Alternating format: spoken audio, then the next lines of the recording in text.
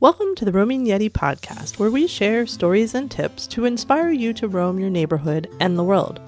I'm your host and head Yeti, Beth Scalacci. In today's episode, I speak with Kathleen Pellet about a trip to Australia and New Zealand that wasn't exactly planned, and how it brought her and her father closer. Kathleen is a business writer and consultant who loves immersive foreign travel experiences. When she's not working or traveling, you'll find her in her gardens or cooking up something new in the kitchen. She is proud of her large blended family of 6 grown kids who all bring her many adventures, travel and otherwise. You ready? Let's roam. Welcome back, everyone, to the Roaming Yeti podcast. Today, this is a fun story, I think, for everyone.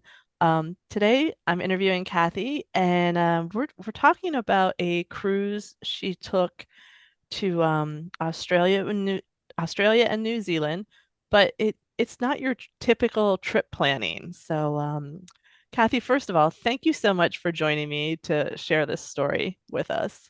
Well, thank you for having me. It's fun to talk about this unexpected adventure that I ended up having. Exactly. So, so sort of go into how this came about. Like, this was not the trip you had planned on having. It's not a bucket list trip or anything for you. How did this trip come about? So I went on a cruise to Auckland, to New Zealand, and to Australia with my father and my sister and some extended family. Never intended to go on a cruise ever. Because I am a really violently introverted and just could never stand the thought of being trapped on a cruise ship or in a cabin.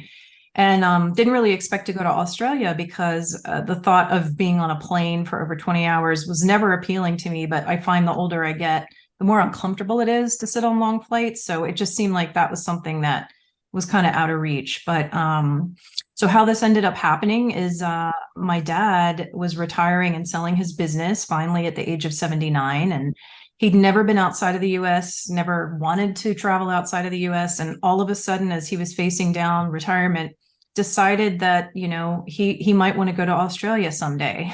Brought it up to me, and I happened to mention it to my sister, and she said, "Oh, my husband and I are going to Australia for our 30th anniversary with some family and on a cruise, and he's welcome to come." So I thought, "Oh, what a great retirement gift for my dad." So I offered to pay for my dad to tag along, and his brother-in-law was going to kind of be his traveling companion in his cabin, but had to drop out suddenly due to a health crisis. So in the midst of all this, I learned that I had paid for a 2 for the price of 1 package for my dad, which I didn't realize I had done because I've never paid for a cruise. I didn't know how much they were. And so he was looking for a roommate because it was basically a 2 for 1 free flight, free room, everything with the price of 1 person for this cruise. So, and he was a little nervous of being alone in a cabin on a ship on his first overseas trip. So, as he's, having trouble finding a roommate, my husband suggested that I should go. I've already paid for it. And my dad and I kind of grown apart a little bit during these past 5 or 6 years. During the recent, I guess the recent troubles we've been experiencing here in the US, like so many other families finding themselves on differing sides. And so my husband suggested I tag along on the trip as a way to maybe help my dad and I kind of find our way back to the closeness we've always had. So this was truly an unexpected adventure because I had about 8 weeks notice, and I found out just as we had returned from 2 weeks in Hungary. So for me, I'd already done the traveling I wanted to do for the next couple of years. Right. Um, and and this is going to sound ridiculous, but I was really dreading it because I was really nervous about just the cruise and being an introvert and needing that downtime and that alone time to recharge. And especially after Christmas, which is really a kind of a stressful time for me as the mom and the planner, the idea of kind of coming out of Christmas being already worn down and getting in a small cabin on a cruise ship was a little nerve-wracking. But Total, as a fellow introvert, I can totally appreciate that. So, like, where did the cruise start? Where did it stop? Like, how many stops in between did you? So the cruise started in Auckland. So we flew from BWI and we had like three different stops, which ended up being great because the flights were broken up so much that we're able to get out, stretch our legs, go to the next gate. It just gave me a chance to, kind of get my blood flowing again. And it really broke up the trip, and it was not as bad as I thought it was going to be. Like I would Okay. do it again. So that's good to know. But we started in Auckland, in New Zealand, and we got to spend 2 days there before the boat left, before we were going to board on the ship. So we got to explore Auckland a little bit, which was nice. And then from there, we did, I'm going to say about 8 or 9 Oh, different wow. stops. Yeah. So we were on the ship about 12 days. So we had a long sail, and so we went down the east side coast of North Island of New Zealand, South Island of New Zealand, and then we went from there to Tasmania and did a stop there, and then kind of on the southern coast of Australia, like in New South Wales and Victoria. So we finished in Sydney and disembarked there.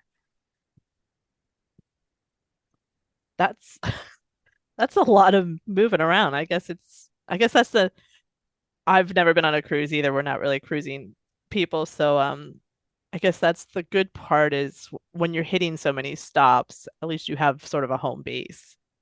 Yeah, it was a little more exhausting. I signed us up for excursions at every port because I have never, like, when I go overseas, and especially if I want to go that far away, I'm that person that overbooks the sightseeing tours because I want to see every inch. I want to cover every single thing I possibly can because I don't expect to ever go back.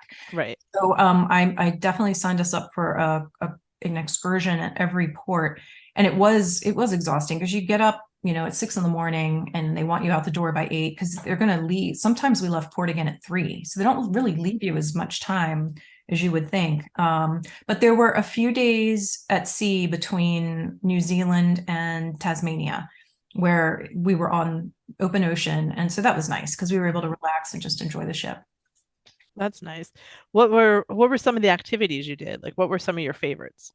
I would say my favorite, the highlight of the whole trip for me was something called Fiordland National Park, which is down in the southeast corner of the South Island of New Zealand, and it's a really remote World Heritage site with these fjords. And I really couldn't have seen it any other way than on a boat because I think only one of the sounds is even accessible with car. So really, it's only the most intrepid hikers that can get down in there. But they actually arranged it. It was a day we were on ship all day, but we were just gliding in and out of these fjords, and they would get us into a sound and then kind of shut the engines down and just let us hear like the waterfalls that were coming down and hear the birds and look at the mountains. And it was just a really beautiful, surreal travel experience to go in and out of those spaces.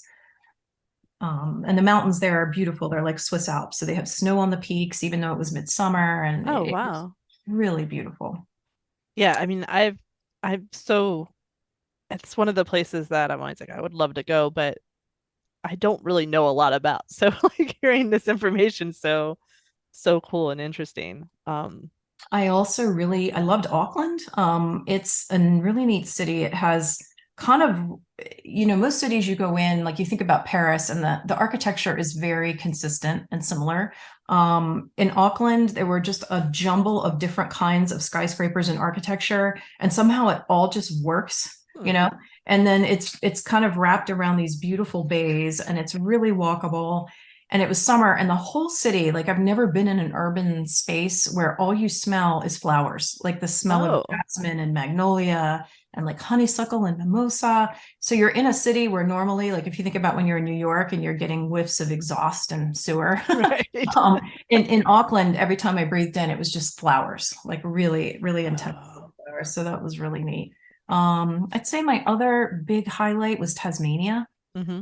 And I went in knowing nothing about it. And it's this beautiful island that's kind of south of the east side of Australia. And it looked like, if you think about Ireland with palm trees and wallabies, just beautiful beaches and lots of farms, like miles of poppy fields. And I would endure that flight to go to Tasmania again. I would definitely Really? do back. Yeah, it was amazing. And there's only 600,000 people that live there. And every gorgeous beach we stopped and looked at, there was no one, I mean, it's just very still and quiet, beautiful place. Wow. That's, and I always forget that that's so is that an island that's sort of in be, I'm trying to sort of get my geography straight, If which you're is never looking at good. Australia, it's kind of just under the east coast side, Okay, down below it. So it's to the west of New Zealand, but just below Australia. gotcha. Now, did you climb the bridge or anything in Sydney? Did you do that? All right, this is so heartbreaking.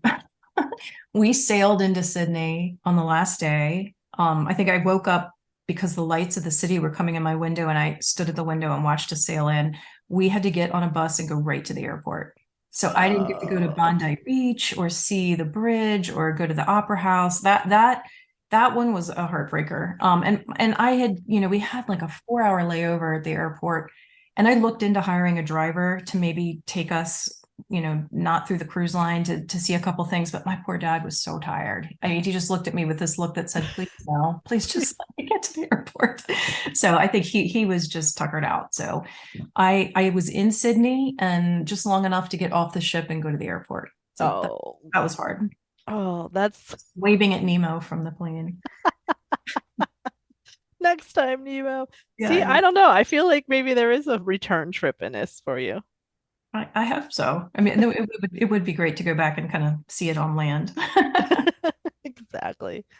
Um, so were there any things that like sort of disappointed you about the trip or was it I'd fairly good? It was fairly good. I think one big disappointment, I had one excursion I was so excited about, and it was the first excursion we were supposed to do in Tauranga in New Zealand. And it is this is where my nerd side is going to come out, but the Lord of the Rings movies, they built the set of the Shire there. Yeah. And I really wanted to see it. Like I was beyond excited to see this. It was by far the most expensive excursion they had. And I was like, I don't care how much money, I am going to go stand in front of the Hobbit Right. house and everything and just be there. And as soon as we sailed out of Auckland, hit a tropical depression that followed us the whole way down. Oh, jeez. And it was so bad that, and that was my first night on ship. I woke up and the ship was just tossing. And I thought, well, this doesn't seem normal. I mean, I've never been on a ship. This is a little weird. But woke up and there were seasick bags tied to every railing on the ship, and nobody was out, and they could not make port. So we were not Oh. able to get into, and it didn't even occur to me that that could possibly happen, that I just wouldn't even get to go. So we had to skip that port, and the weather was pretty iffy for like the first three stops I think we made. But yeah, so I didn't get to go see Lord of the Rings. So yes, you're right. I do need to go back. Yeah. I'm still Oh. about that. That one hurts me and I wasn't on the trip. So because I've seen pictures of that and it looks so cool that they built that there. See, fellow nerds unite. It's all good. Um, I did like again, feel like you probably learned a lot because this was sort of a quick turnaround trip, but like what did you really learn about yourself on going through a lot of these new things on a very quick turnaround? I'm always learning about the ingenuity of my introvert ability to find spaces to be alone and recharge.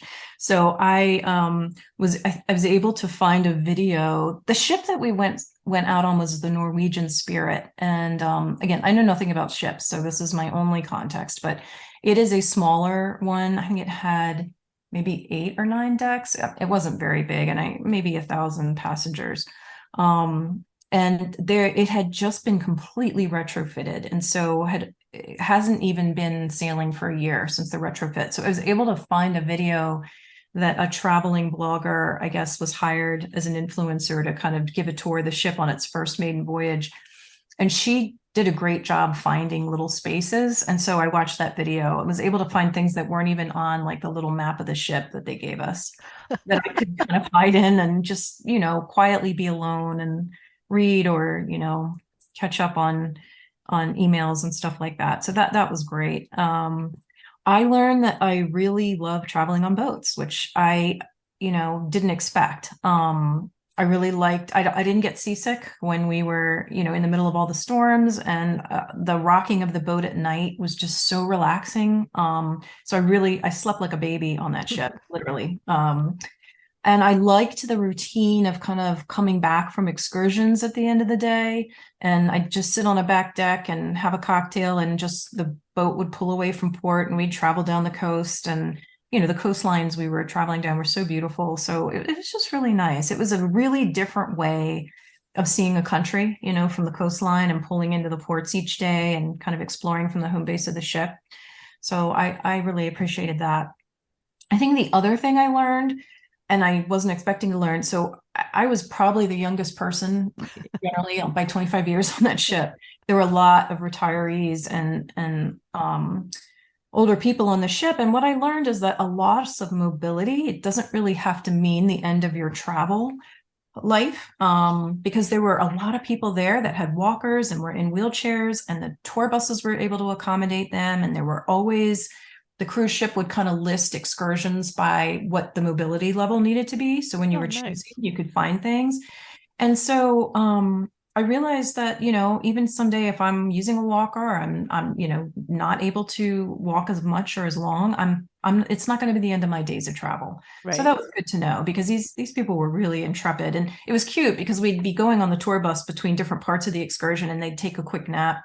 But they were out and, out there seeing everything. So that was good to know. And I guess I learned, that with constant proximity and getting out of your routine and out of your comfort zone, that two people who have found themselves kind of on two different sides of a political or cultural divide can rekindle their relationship, get past it, and get back to where they were, which is sort of the happy ending of our trip, was the whole goal for me. So that was great to just be able to spend the time with my dad and kind of start to relate to each other as father and daughter again, and being able to see him experience a foreign country and experience travel and just watch his reactions. It was just amazing. I love part of that.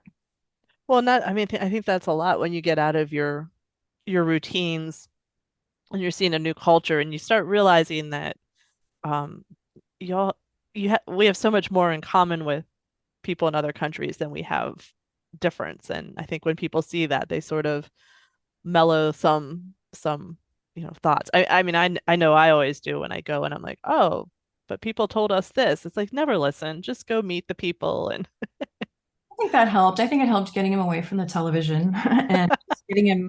He loved meeting people on the ship, and because the ship left from Auckland, it was all kinds of different people from different countries, and he loved introducing himself to everybody and meeting them, and everybody was calling him by his first name everywhere we went, within 2 or 3 days. So I think it did make a big impact on him. So he's the extrovert of the family. Oh, yeah. He's opposite in terms of that. He's as violently extroverted as I am introverted. So yeah, we're totally polar opposites in that sense.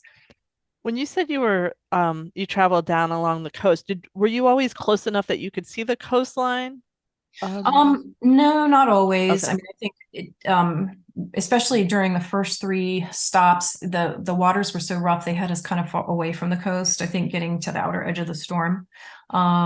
So no, I think once we got to Sydney, like to Tasmania and Australia, we were closer to the coastline just because of where we were traveling between Tasmania and Australia itself. So I could see, a lot of the times we could see the coast, but going down the coast of New Zealand, no. So between stops, we would kind of get out on open water. Very cool. Just head down, they could pick up speed that way, I think. And what did you learn sort of about the culture and the people of the area that you weren't, I don't want to say you weren't expecting, but what did you find with the people you met? That is my favorite part of travel. And I'm going to say, for the cruise aspect, that is the downside. I didn't really get to experience the culture of New Zealand, Australia. I spent most of the time either on a tour bus. The most culture I got was the tour bus drivers, and they were great. They were funny and would talk about different things, but I didn't really get that immersion that I like to get. So that was a downside. I did learn about cruise ship culture, which is a whole thing that I didn't know existed. And I can tell you, no introvert is ever going to get away with getting on the ship elevator and averting her eyes. You're going to be forced to make introductions and share your life story. And, this is a little floating city. And from the minute the ship took off, it just seemed like everybody wanted to make friends and know who everybody else was. And so I did learn about that. That was fun. I love that's like we all need to know each other now. Exactly. This is going down. We need to know who we're saving and who we're not. Right. Oh, I love it. Um, what do you wish you would have known before you went on this trip? I wish I hadn't spent so much time worrying about it, the anxiety part. I wish I had just known, I just relaxed and let it happen and not worried so much about whether I was going to enjoy the ship. I spent a lot of time and energy being nervous and dreading it, and it kind of cast a shadow over my Christmas holiday season. Oh, Just everything. I wish I had not been such a worrywart about it. Other than that, I kind of like going in cold when I travel and okay. not knowing too much. So I don't think I would have wanted to know much about where I was going, because I really like just sort of having a place, come into focus as I get there and be surprised by some of the things that I see, and just that, curiosity about what things are like. And the opportunities to go to different state parks and see different plants and trees and hear the birds, and go try different foods. And I love that kind of thing. So just not knowing, sometimes it makes the whole experience a little bit more intense, I guess. Yeah. Yeah. So, see, I watch all the YouTube videos. I do that. I I get just enough overplan. I need to information to pack. stop. That's all I want. Just enough information to pack, and then go from there. So Fair um, enough. it Well, would be nice to know how expensive the true expense of the cruise ahead of time. It's been good to know. Like everything seemed like it was extra. The excursions, the anything you wanted to do on board, whether it's bingo or what have you, even bottled water. Like our group had a drinks package for cocktails and wine and beer, and that did not include bottled water. Like internet was extra. So it ended up being like more expensive, a lot more than I thought it would be. So I guess if anyone out there is listening and hasn't done a cruise before and wants to, just know that there's a lot of extra costs as you're creating your budget. yeah, that's good. I can't believe it includes alcohol, but not Yeah. bottled water. They get you one way or another, I guess. So you did mention about packing and stuff. Like what what did you pack? What did you wear? Like what should we know? Um, so I did do a little research there, because my impression of cruises is that you had to dress formally at dinner every night, and I first of all don't have much formal wear that fits me right now, just because of, thanks COVID. And then just the idea of having to pack, for sightseeing clothes and formal dress clothes. So I did some research and found out that the ship I was on, the Norwegian Spirit, is a casual cruise ship, that they had it labeled at that. So you don't need to dress for dinner. So that helped a lot. So mostly I packed clothes for sightseeing, and for evening, just a few pairs of like kind of flowy pants and tops that are wrinkle free. Just anything I can cram into a suitcase in as small, a space as possible, and just kind of pull it out and wear it and mix and match. So I kind of pack around my excursions or whatever sightseeing I'm doing. So I don't overpack too much, which I always overpack, but at least I try to mitigate it. Right. Yeah, I guess on a lot of those excursions, you probably needed a fairly decent pair of shoes to Yeah, walk around. I brought hiking boots with me. Nice. Did you eat anything like different or new or that's A lot of the places they took us, again, they're older people with the excursions. They would take us to tea shops a lot, and so it's typical British, kind of tea shop food. I think my favorite thing I absolutely loved was they had cheddar cheese scones, which were just oh, they were huge. I loved those. I still think about those. I did try some of the meat pies in New Zealand, because that's a thing. And other than that, it was mostly just the food on the cruise ship, because you come back every night and you're eating on the cruise ship, and you're kind of eating breakfast on the cruise ship. So I didn't really get to have the foodie experience on the cruise, but the food on the cruise was pretty good. So I So had they no, didn't like nationalize the food wasn't sort of matching the on the cruise no, ship. No. it was kind of different themes all the time. Different food. I noticed what they did is like they have specialty restaurants and you'd see like different things being offered in the specialty restaurant, and then a day later it would be on the big buffet.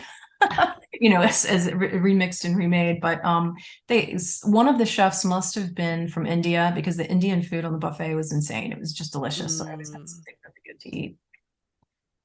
that's that sounds amazing. Yeah, I A lot of Indian food on my trip to Australia.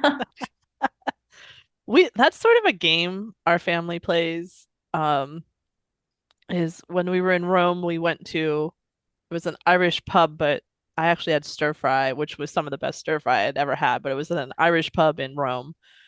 That's In Beijing, we ended up in a pizza place, like a brick oven, and it was delicious pizza. So that's sort of our thing. We sort of pick a very non non-customary food to eat at least one point in time. So I think eating Indian food I on Australia is perfect. need to start trying that. It just it just sort of happens. I think we are just like, oh, I'm tired of whatever food or um actually in Beijing and ended up we couldn't read any of the signs and we saw pizza. We're like, we know that one. So and then they sat us in the front window. So all the other Americans who were walking by ended up coming in too. You were the bait to bring everybody in. Exactly. Like, oh, they look Italian. Put them in the front. It's fine. But, but yeah, so I mean I highly endorse eating. And I think that's the cool thing about anywhere now is every city and every place is so international that you're gonna get different flavors and not always what you think traditionally is that food. Yeah, that was probably the another hard thing about not being on land as much. It's not having those experiences of, kind of trying something that you couldn't really get completely anywhere else. And like you said, seeing how they interpret other kinds of food but there were, compensations. Yeah. So it sounds like that's sort of the great part was it was sort of you got to see a lot of different places. The hard part was like you said you didn't get to immerse yourself in anything like you typically would. I think so, yeah. But it's a great way, I think, for older people to travel. And what I noticed is the excursions gave people just enough of a taste. And then when the energy starts to wane, they're back on the ship in their familiar place and, you know, eating dinner where they want to eat. Or for me, I would kind of like to sit, like I said, sit on the back deck and just get a cocktail and watch us pull out a port. That was like my little routine.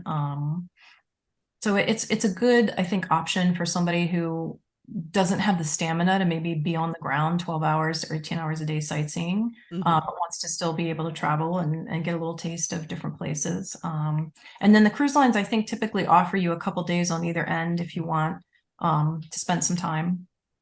In this case, I think, given what I'd already spent, we just couldn't afford to stay in Sydney. And my dad, he was really tired by the end of it. It was a big deal. I mean, being gone for 2 weeks out of the country for the first time in his life, he actually hung in pretty well and really loved it. So Yeah, I mean that's for the first for the first time to fly 20 hours and do that, like that that's impressive. I'm he didn't, kudos to him. at 79, that's pretty amazing. Exactly. Um, excuse me. Um, you know, on your of compared to other trips you've taken, like sort of on your scale to 1 to 10, where would you rank this one? I think I'd give it a 10. I mean, I end up loving every place I go. I think I never expected to ever be in Australia in my life. So just on that fact that I got to be there and see New Zealand, which I didn't know much about, was amazing. The opportunity to just be in that part of the world, the opportunity to travel with my father. We didn't grow up. I didn't have a lot of money when we grew up, and so we didn't really vacation like that. So it was a wonderful chance to do something with him that we had never done before. That was awesome. The being able to see the coastline and there's a lot of wildlife on the New Zealand coastline that we got to see. Some of the excursions, we took boats out and we saw penguins and sea lions and seals and albatross. And it's just a really beautiful kind of wild part of the world. And feel really lucky I got to see it. And I would say it's absolutely well worth the flight to go. And that's without even having gotten to spend a whole lot of time on land. I'm definitely intrigued to go back. So Yeah, you were saying you had that flight sort of broken up, and that was actually better than yeah, when we initially, because the cruise line booked the flights were part of the package. And when I first saw that we were doing two, we were on three different flights and two different layovers, I thought, oh, that's crazy. But in practice, it was great just to be able to get up, stretch your legs, move around, get a snack at the airport, and then get back on the plane and go to the next leg. It just seemed to me like it went really quickly. I didn't feel like it was a terrible experience, the traveling part.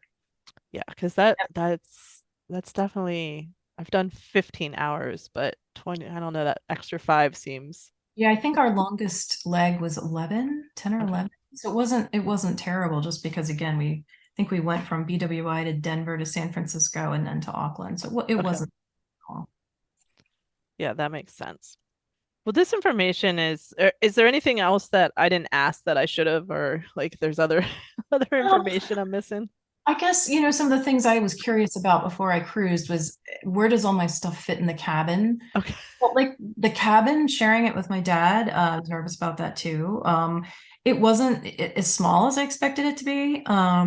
We didn't have a large one. I mean, it was probably the smallest double cabin they offer, but they're engineered so brilliantly. I mean, there's space for everything. The closet was big enough. There were plenty of cubbies for our stuff. The bathroom wasn't too bad. There tons of room under the beds for the luggage just to get it out of the way.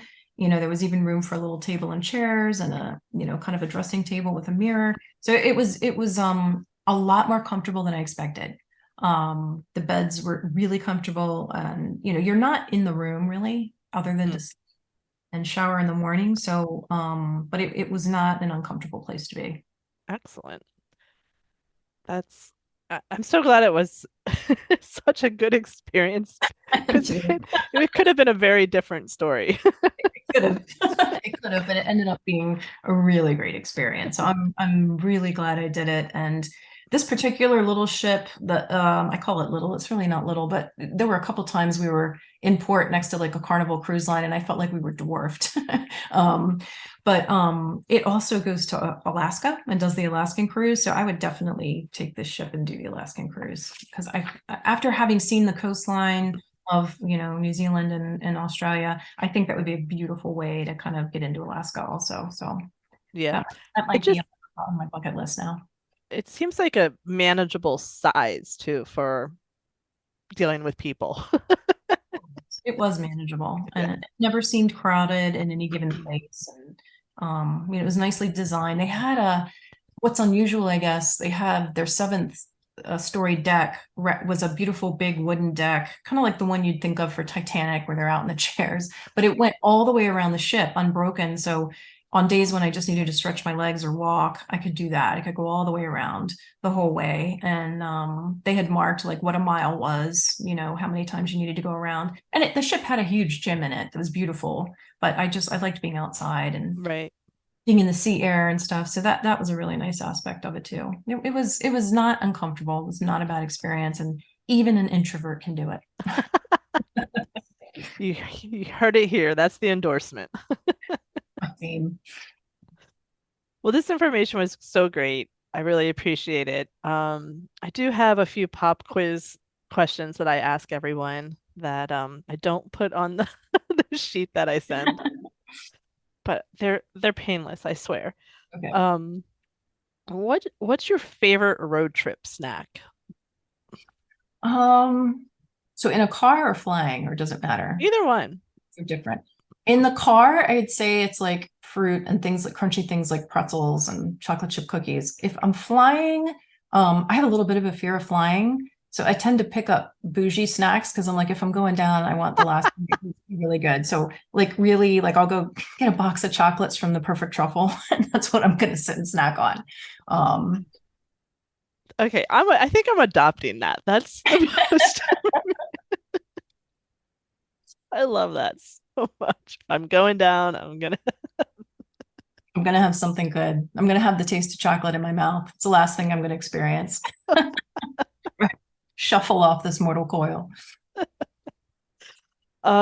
what do you have I feel like you've done a trip bucket list trip, but do you have a sort of that dream trip that you would love to get on? Oh, my bucket list trip was always to go to Africa. Like Mhm. I love the movie Out of Africa and I love the book, that Isak Dinesen wrote. I'd love to go to Kenya and see where she lived and the the plateau where Dennis Finch Hatton was buried and just see all of that. As as I get older, I guess I just the stamina that it takes to go to Africa, I just don't know if I have it, but I guess I'll leave it on the bucket list for now and see what happens. I never thought I was going to go to Australia, so I guess I should never say never about Africa. That's true. That's very true. Do you have besides the Australia, do you have a favorite trip that you've taken? And what is it? Or was it? That's hard because it's like picking a favorite book. Um, You can give I different ones for different reasons.